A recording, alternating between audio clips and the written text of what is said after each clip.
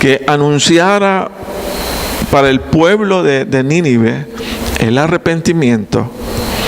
Dice la palabra del Señor que en lugar de obedecer al Señor y partir rumbo a Nínive, dice que Jonás tomó una ruta distinta, una ruta diferente, sobre todo tratando de huir del llamado que el Señor le hiciera de predicar su palabra.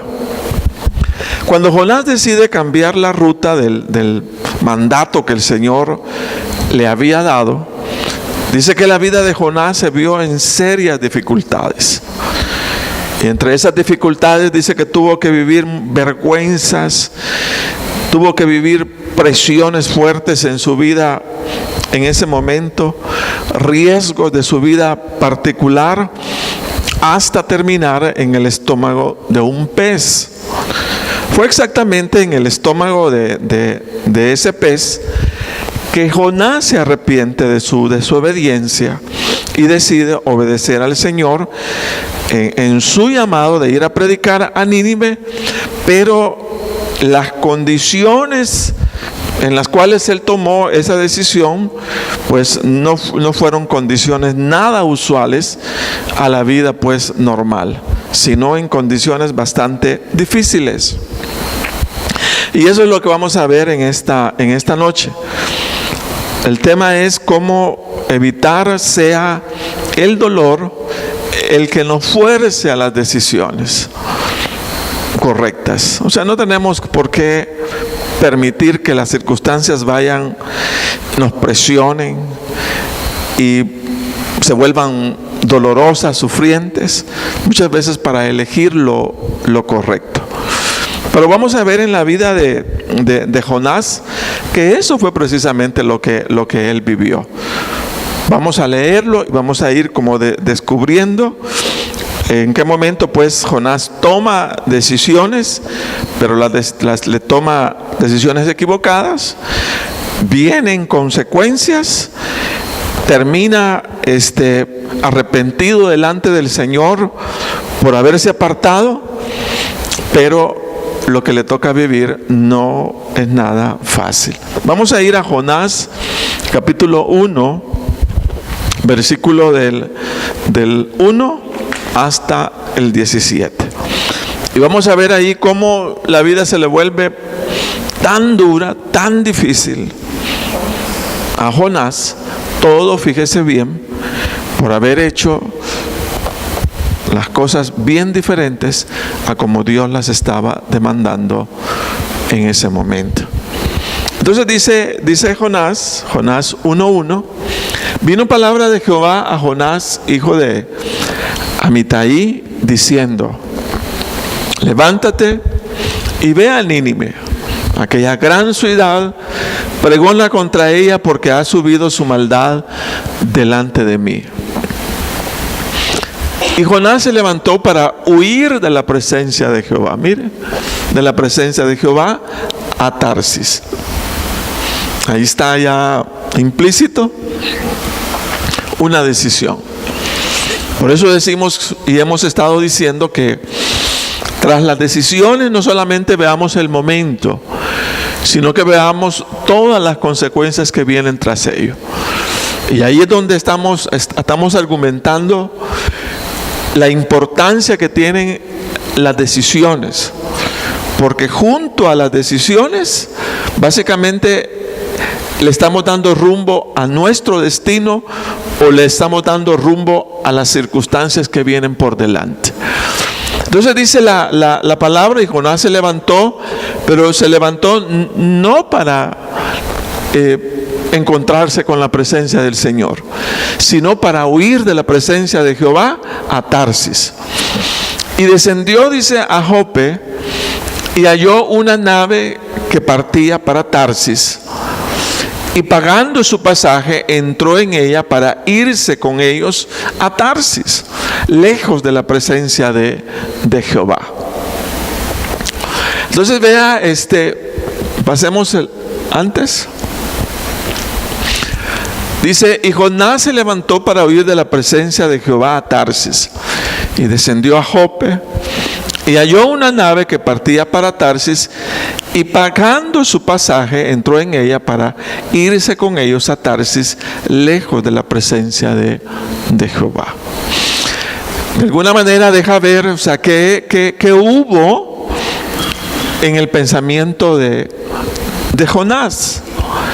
Cómo Jonás ignoró en un momento determinado parte de lo que es el atributo de Dios, de que de Dios nadie puede huir.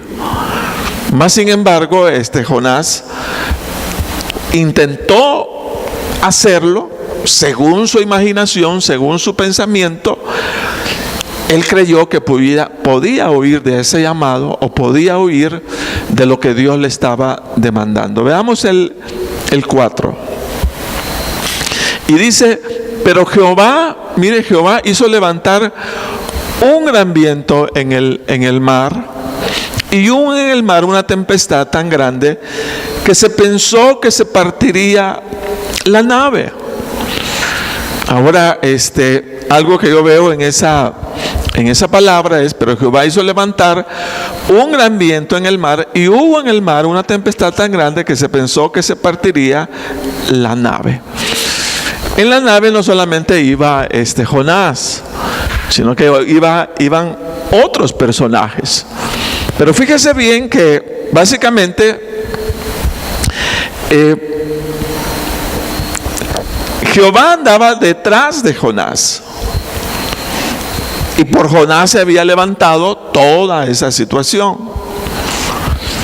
Y en ese momento ya no solamente estaba, óigase bien, involucrado Jonás, sino que estaba involucrado todas las personas que estaban alrededor de él. Y eso es básicamente lo que podemos retomar.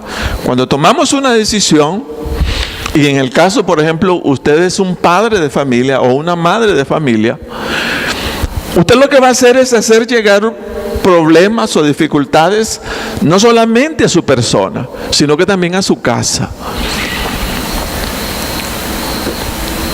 a su núcleo familiar. Y esas son las cosas en las que tenemos que meditar cuando estamos, fíjese bien, tomando decisiones. ¿De qué manera esta decisión me va a afectar no solamente a mí, sino que va a afectar a todo mi núcleo familiar? Vayamos al 5. ¿Qué fue lo que comenzaron ellos a experimentar? Dijo: y los marineros tuvieron miedo, y cada uno clamaba a su Dios, y echaron al mar los enseres que había en la nave para descargarla de ellos. Pero Jonás había bajado al interior de la nave y se había echado a dormir. Mire toda la situación difícil en la que puso Jonás la vida de todos los que estaban alrededor. Todo, fíjese, por haber tomado una decisión incorrecta y no haber medido todas las consecuencias que podían venir sobre él y sobre todos los que lo rodeaban en un momento determinado, por haber huido de la presencia del Señor. Vayamos al 6, y dice: y el patrón de la nave se le acercó y le dijo: ¿qué tienes, dormilón? Levántate y clama a tu Dios, quizás Él tendrá compasión de nosotros y no pereceremos. El 7. Y dijeron cada uno a su compañero: venid y echemos suertes para que sepamos por causa de quién nos ha venido este mal. Y echaron suertes, y la suerte cayó sobre Jonás. Entonces le dijeron ellos: decláranos ahora por qué nos ha venido este mal. ¿Qué oficio tienes y de dónde vienes? ¿Cuál es tu tierra y de qué pueblo eres?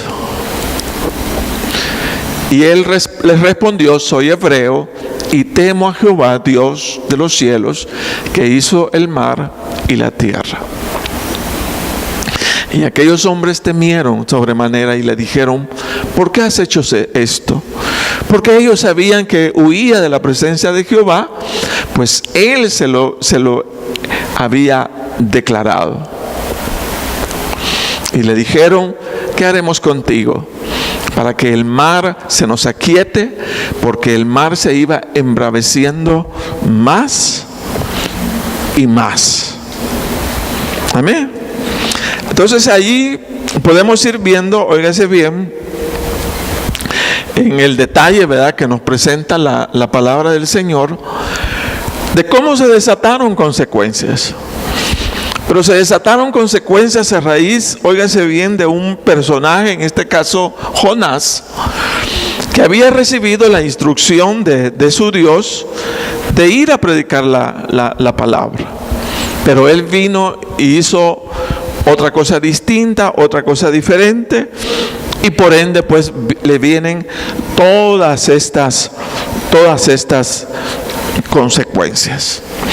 Pero veamos hasta dónde llegaron esas consecuencias. Sigamos leyendo en el 12. Él le respondió: tomadme y echadme al mar, y el mar se os aquietará, porque yo sé que por mi causa ha venido esta gran tempestad sobre vosotros. Y aquellos hombres trabajaron para hacer volver la nave a tierra, mas no pudieron, porque el mar se iba embraveciendo más y más contra ellos. Entonces clamaron a Jehová y dijeron: te rogamos ahora, Jehová, que no perezcamos nosotros por la vida de este hombre, ni pongas sobre nosotros la sangre inocente, porque tú, Jehová, has hecho como has querido. Y tomaron a Jonás y le echaron al mar, y el mar se aquietó de su furor. Y temieron aquellos hombres a Jehová con gran temor, y ofrecieron sacrificio a Jehová e hicieron votos.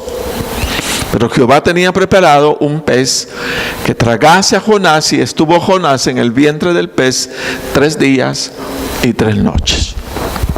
Entonces, hablando de las consecuencias en las decisiones, mencionar, óigase bien, que si Jonás se hubiera levantado para ir a Nínive, tal como Dios se lo había mandado, y no a Tarsis, pues no solo se hubiera convertido en un hombre ejemplo de obediencia a Dios, sino se hubiera ahorrado todas esas dificultades. Y lo único que lamentaríamos sería el no tener en los libros de la Biblia el relato de Jonás, ¿verdad? Porque no creo que hubiera sido incluido si él hubiera obedecido al Señor, a lo mejor bajo otra óptica o bajo otras circunstancias. Pero Jonás, dice la palabra, y por lo que hemos leído, no obedeció al Señor. Y su decisión de desobedecer hizo que las circunstancias negativas, óigase bien, que fueron apareciendo en su vida, lo forzaran a la decisión correcta. Pero mire en qué circunstancias. Y eso es el punto que quería traer. Por eso decíamos, cómo evitar sea el dolor, el sufrimiento, que nos fuerce a las decisiones correctas. Y pues el consejo sería: no tenemos por qué llegar a esta circunstancia. Cuando sabemos exactamente, o sea, cuál es la voluntad del Señor para nuestras vidas, entonces necesitamos, óigase bien, ejercitar esa voluntad obedeciendo al Señor. Ahora, si queremos en más detalle, vamos a ir a Jonás capítulo 2, versículo 1. Porque vea cómo fue la reacción. Imagínese usted, va en una barca, lo tiran a medio mar. O sea, no es fácil, ¿verdad? No es una experiencia cualquiera, sino muy difícil. Imagínese usted toda la presión, toda la dificultad que vino sobre la vida de Jonás. Todo por no haber hecho la voluntad del Señor en su vida, sino tratar de huir de aquello que Dios le había mandado. Ahora, veamos cómo reacciona. Imagínense, lo avienta en el mar. Entonces, mire, oró Jonás a Jehová, su Dios, desde el vientre del pez. Póngale usted. Si Jonás pudo haber orado en otras condiciones. Jonás pudo haber orado cuando inicialmente comenzó a percibir su falta de voluntad para obedecer al Señor. A lo mejor allí le tocaba arrodillarse, decirle: Señor, ayúdame, no quiero hacer otra cosa diferente, por favor. ¿Cuántas cosas hubiera orado? Pero esa oración para mí es una oración que, aunque le dio atrajo la gracia de Dios sobre su vida, pero es una oración que la hizo ya en el momento de la presión, en el momento ya de la dificultad. Entonces la pregunta sería: ¿por qué no la hizo antes? ¿Por qué no oró? O sea, antes de haber entrado a esa serie de consecuencias que vinieron sobre su vida. Entonces oró, dice Jonás, a Jehová su Dios desde el vientre del pez. Imagínense dónde, desde el vientre del pez. Ahí, gracias a Dios, tuvo la oportunidad de orar. Y luego dice el 2:2, y dijo: invoqué en mi angustia a Jehová, y él me oyó. Desde el seno del Seol clamé, y mi voz oíste. De que aún a pesar de su desobediencia y de que su voluntad, fíjese, no se sujetó a la voluntad del Señor en el momento determinado, mas sin embargo en el momento de presión, de la presión que tenía por estar dentro de un pez, dice que pues el Señor le dio desde ese lugar invocar su nombre, invocar su presencia, como quien dice: es cierto, ¿verdad? O sea, nos hemos metido en lío, nos hemos metido en dificultades, estamos bien hondos, o sea, de la situación, pero con todo, óigase bien, saber y entender que hay gracia de Dios para aquel, o sea, que le invoca aun cuando esté en lo profundo de la mar. Eso es algo que a mí me llama mucho la atención. Y dijo: invoqué en mi angustia a Jehová, y mire, desde el vientre del pez, dice, y me oyó. Cuando hemos venido bajo experiencias donde todo ha sido negativo, se apodera de nosotros así, ¿verdad? Como toda una negatividad, y a lo mejor pensemos: si Dios a mí no me oye, si Dios a mí ya no me escucha, y máxime, ¿verdad? O sea, si lo que ando haciendo es huyendo. Pero más sin embargo, mire cómo es la gracia de Dios, que cuando hay un corazón, óigase bien, arrepentido, repito, aún en el fondo de la mar, Dios nos escucha, Dios nos oye. Vamos al 3. Dice: me echaste a lo profundo. Mire, no estorbaste al enemigo, sino permitiste que me fuera a lo profundo, en medio de los mares, y me rodeó la corriente. Todas tus ondas y tus olas pasaron sobre mí. Mire, estar contando ese tipo de cosas, qué cosa más terrible. El 4 dice: entonces dije: desechado soy de delante de tus ojos. Allah lo pensó, mas aún veré tu santo templo. En los cimientos de los montes la tierra echó sus cerrojos sobre mí para siempre. mas tú sacaste mi vida de la sepultura, oh Jehová, Dios mío. Cuando mi alma desfallecía en mí, me acordé de Jehová, y mi oración llegó hasta ti en tu santo templo. Los que siguen vanidades ilusorias, su misericordia, dice, abandonan. Mas yo con voz de alabanza te ofreceré sacrificios, pagaré lo que prometí, la salvación es de Jehová. Y el 10 dice, y mandó Jehová al pez y vomitó a Jonás, pero lo vomitó en tierra.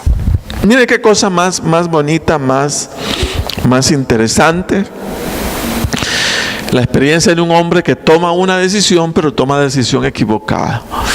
Esa decisión equivocada lo lleva a consecuencias duras, difíciles, hasta ser tragado por un pez. Pero dice la palabra que ahí en el fondo, dice que desde ahí clamó al Señor. Y mire qué cosa más bonita saber de que hasta dónde llega la misericordia del Señor con nosotros, hermanos.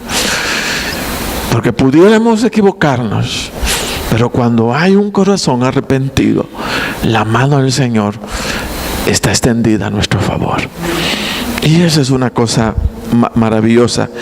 Por eso cada uno de nosotros necesitamos estar sumamente claros lo que representa la palabra de Dios para cada uno, como para no permitirle a las circunstancias que nos lleven a situaciones extremas. No tiene por qué pasar, no tiene por qué suceder, sino estar dispuesto a su obediencia antes que vivir situaciones no agradables como esas. Entonces no tenemos por qué ser presionados por el dolor, por la aflicción, para volvernos a lo correcto, cuando podemos, pues con voluntad, seguir al Señor y volvernos en lo que Él nos ha mandado. El Señor no nos quiere como hijos, nos quiere como hijos amados, óigase bien, viviendo en su palabra, viviendo en su obediencia, y no en la desobediencia, porque hay que entenderlo por la misma palabra, que la desobediencia trae del Señor disciplina o trae, fíjese, corrección. Eso debemos entenderlo muy claramente. Y vamos a ir a Hebreos capítulo 12, versículo 5. Porque hay algunos, óigase bien, que afirman pues que no hay mayor consecuencias cuando hacemos lo malo. Pero como hijos de Dios hay que entender que cuando nos hemos desviado, cuando hemos huido en la presencia del Señor, lo que viene, óigase bien, sobre un hijo de Dios es su disciplina, es su corrección. Y eso fue precisamente lo que vivió Jonás. Jonás, a través de esa experiencia, óigase bien, fue disciplinado, fue corregido, óigase bien, de su mala actitud, corriendo de la presencia de Dios antes que acercarse a la presencia de Dios. Y mire usted pues todas las consecuencias. Hebreos 12:5, oiga lo que dice.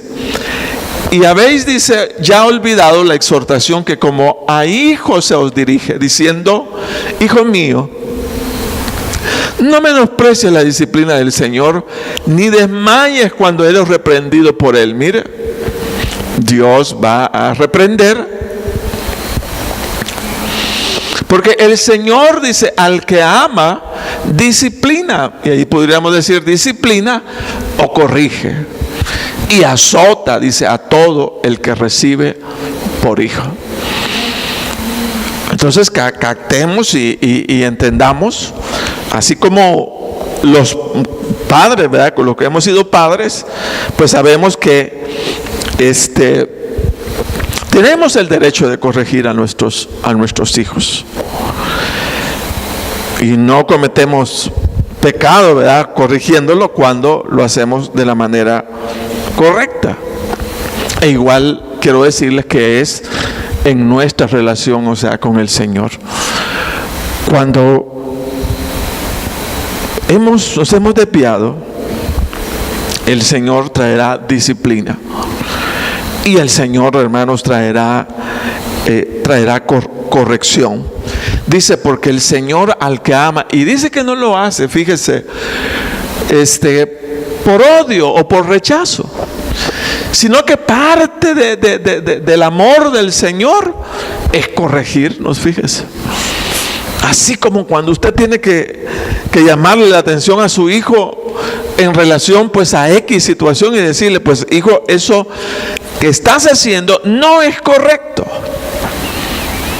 Dice que el Señor hace exactamente lo mismo, porque el Señor dice, al que ama, mire, por el amor, lo disciplina o lo corrige. Y lo azota, dice, y azota a todo aquel que recibe por hijo. Entonces, Hebreos 12:7, ¿qué dice? Si soportáis la disciplina, Dios os trata como a hijos. Mire, eso es algo bien interesante.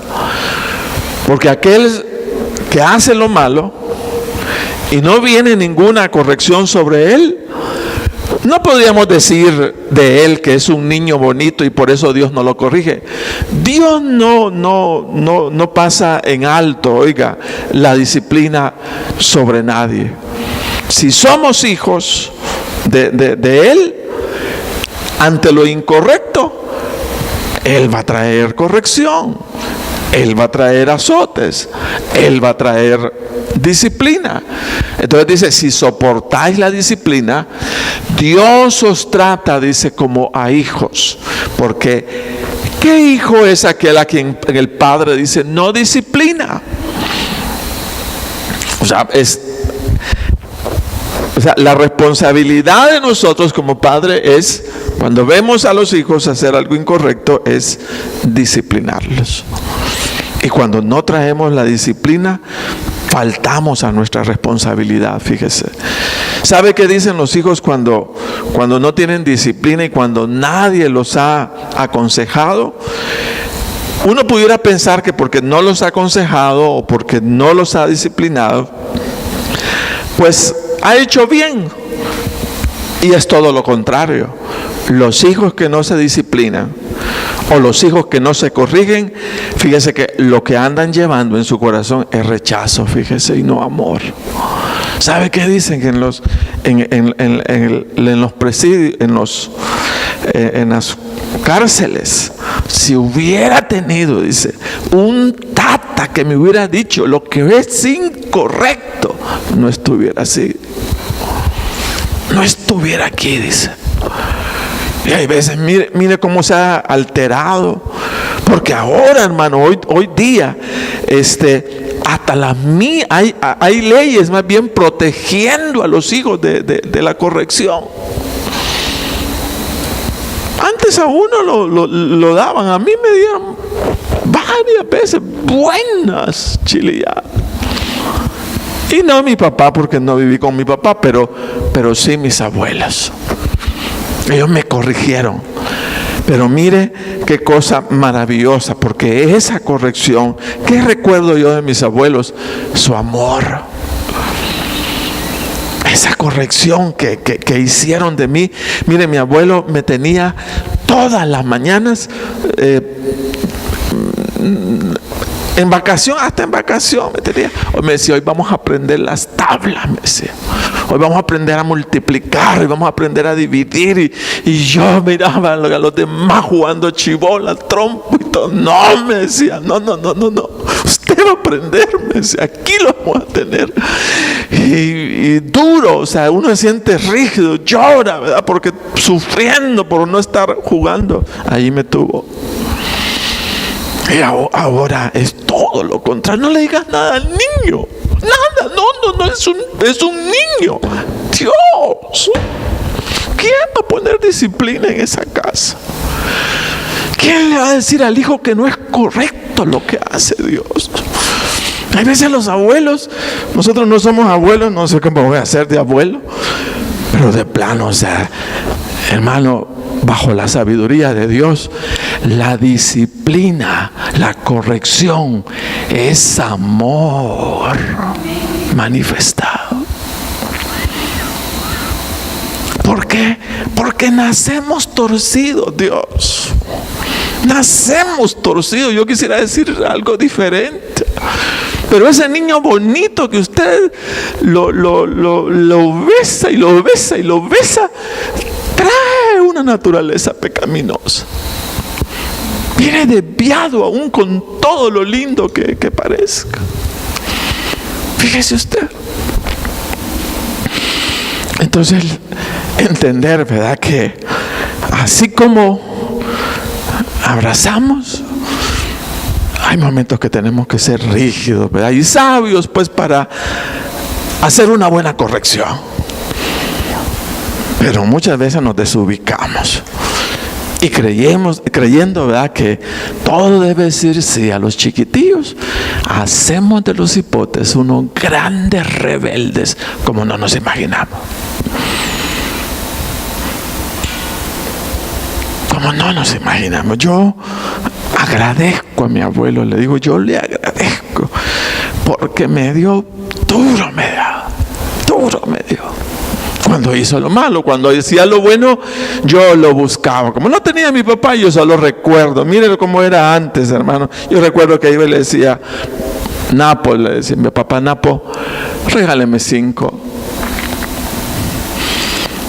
Ahora, regáleme $5,000 ahora. Ya no le piden a unos 5, sino $5,000. Pero la corrección, la disciplina, es amor de Dios. Amén. Es amor del Señor. Y si Dios no te disciplina o no te corrige, qué duro, hermanos, es saber que no somos hijos de Dios y que no nos hemos convertido al Evangelio, porque Dios, al que ama, lo corrige y lo disciplina. Amén. Entonces, hay que hacer eso. Hay que hacer eso. Buscar, decir la verdad, ¿verdad?, a los hijos en amor, ¿verdad? Pero decirle, no es correcto. Lo que estás haciendo no es correcto. Tienes que enmendarlo, ¿verdad? Y eso es parte de la responsabilidad. Entonces, el Señor nos quiere, hermanos, haciendo su voluntad. El Señor no nos quiere yendo en alimento de nuestra propia naturaleza, sino todo lo contrario. Pero qué duro es, ¿verdad? Que cuesta, hermanos, alejarnos de nosotros mismos, de toda la rebeldía que andamos llevando en el corazón. ¿Cómo cuesta? Pero necesitamos pedirle al Señor nos bendiga. Es toda una meta, es todo un desafío de creyentes el hacer la voluntad del Señor, hacer de ella nuestro deleite, de modo que su voluntad nunca nos represente una carga o una incomodidad que nos lleve a rechazar al Señor en nuestras vidas.